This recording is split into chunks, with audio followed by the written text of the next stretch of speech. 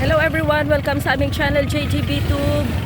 Ayan, dito tayo ngayon guys sa Butolan, Zambales. Ayun guys, masaya sila nagbo-boating dito tayo sa beach. Hi, shout out. Ayan na, makibabay na lang ako doon.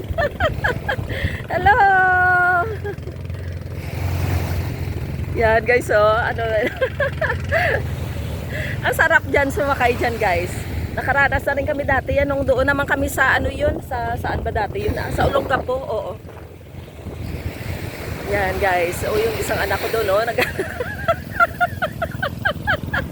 kanina pa nga nila ako tinatawag mama, ano kasi sayang din naman kung di ako ano. Ayan, oh. Ayan, gusto ko dyan ako guys sa kayo, yan oh. Yan.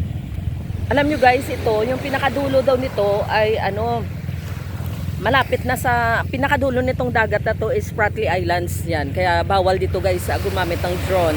Oo. Kasi siyempre yung mga water territory ba? Bawal. Yan. Tapos, 'di ba, Spratly Islands, tapos malapit na tayo sa Vietnam. Yan. Dito lang yan guys sa Butolan, Zambales. Napakaganda ng resort. Na alam nyo guys, hindi lang naman ito yung napakaganda resort. Dami guys, tabi-tabi. Tabi-tabi yung mga ano rito, ayan oo.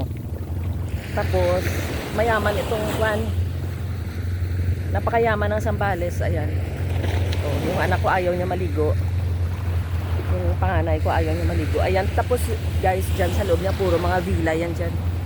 Yan. Tapos merong mga ano, before ka dito makarating sa dagat, may mga ano, may mga pools ba? Ang daming pools, may pambata. Yung may 3 feet, may 4 feet, may 6 feet, ayun. Kaya mamili ka na lang kung saan ka na ano, na pool. Ayan, pag nag-rent ka dito guys, medyo pricey siya, pero worth it naman. Kaya kung may budget kayo guys, tapos na family nyo, mga anak nyo, itodo nyo na. Doon na kayo sa place na maganda, komportable kayo, very convenient. Kahapon nung nag-ano kami dito, naligo kami ng mister ko. Grabe yung ano, wave ngayon. Okay, siguro kasi 3 o'clock yun kahapon eh.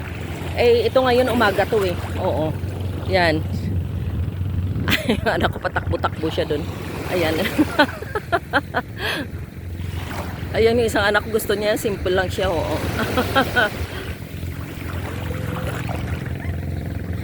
Oh, ayan, oo. Oh, masaya yung anak ko doon, oh. Tinatangay ako guys ng ano. Inaano ng kuan ng ano yung buhangin. Tapos ilalagay kanya doon sa ano. Doon sa gitna ilalagay ka. Pero ano, okay lang to, yung kuan na to. Ayan, yay, maglulublob kaya ako. Ay, Diyos ko Lord. Hindi ako marunong lubangoy.